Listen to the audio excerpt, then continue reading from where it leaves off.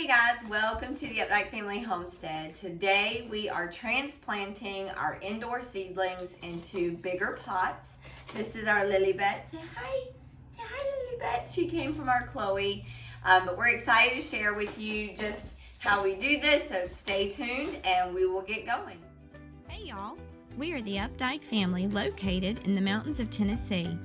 We're excited to share our homesteading journey with all of you. From the farm to the table, we'll share the ins and outs, the ups and downs, from recipes and how-tos to our adventures of running a homestead. So come on in and join us. From our home to yours, welcome to the Updike Family Homestead.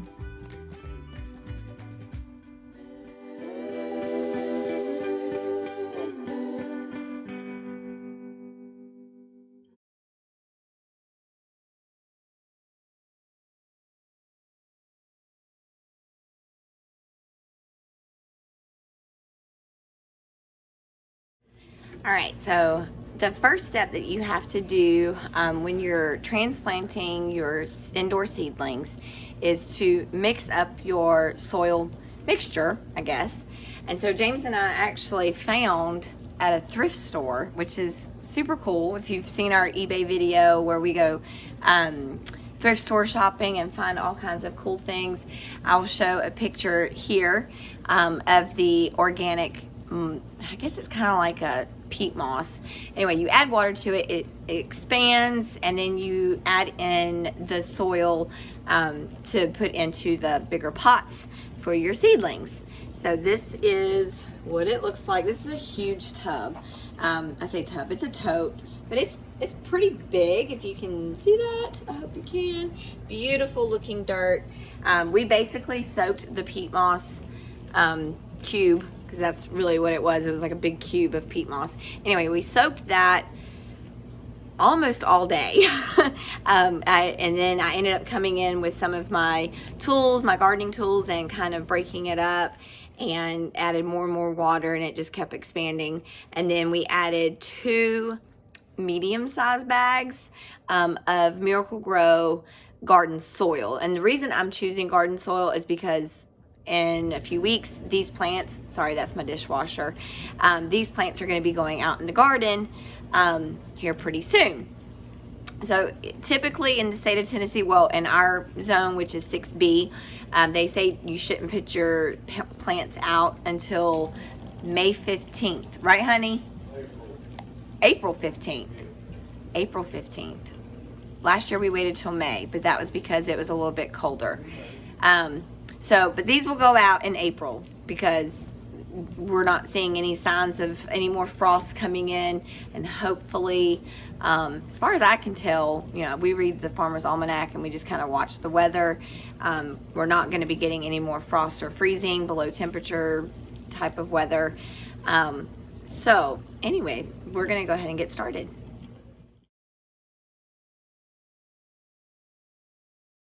All right, so we don't throw anything away. I mean, you guys know that. We talk about keeping everything and reusing everything around the homestead all the time. And so whenever I do buy plants or anything, you know, I get them in these little containers, as all of you do. Like typically we buy our flowers for like the front flower beds or little pots that I have around. And we've just collected them over the years. And we keep them in our, what I like to call our garden house. It was supposed to be our greenhouse, and then we've decided to change how we're going to do things a little bit and build a separate greenhouse. So this is where I keep all of my gardening things, like these little pots. And I think that this is a 4-inch pot, if I'm not mistaken. I have some smaller ones that I'm going to use for some of the herbs and like marigolds and things like that. But for now, I'm just going to do the plants. So you're going to take your container and put your soil mixture. Sorry. You're going to add your soil mixture in there. And yes, it's messy. We've always done this inside. Sometimes if it's really pretty, you know, we might take it out to the picnic table, but that's what soap and water and a broom was made for, right? All right, so we're gonna do, let's do cauliflower first, you pick up your seedling. And if you can tell here, I hope you can, actually 3 of these came up. So I'm gonna split these so that way I'm getting 3 separate plants and they're not overcrowded. And so you gently just kind of peel this away, trying really hard not to break the any of the plant itself. There we go. And these technically should have already been out, but we've been busy, and honestly, we've had some pretty bad weather. Those 2 look kind of sickly, so I'm gonna leave those 2 together. All right. Then add in a little bit more dirt so that it's kind of around. And now, right now, it looks kind of dainty and lonely. Look, he's like one little plant. But this will grow. So we'll let this get a little bit bigger before we transplant it outside. And then you take your next one and do the same thing again. So I'm putting in all of the soil. And then we're gonna place the plant. And these are the 2, like this one right here looks a little sad. So I'm gonna keep these 2 together for right now. Okay, and that one is done. And then I will just keep doing all the cauliflower and just keep going right along because I've got a lot. We have tomatoes and gourds, loofahs, cucumbers, squash, zucchini, you name it, we're growing it inside. There's probably, well, no, there's about 500 plants in here. And so all of those will be transplanted into these, and we'll kind of keep you posted and show you a little bit more later.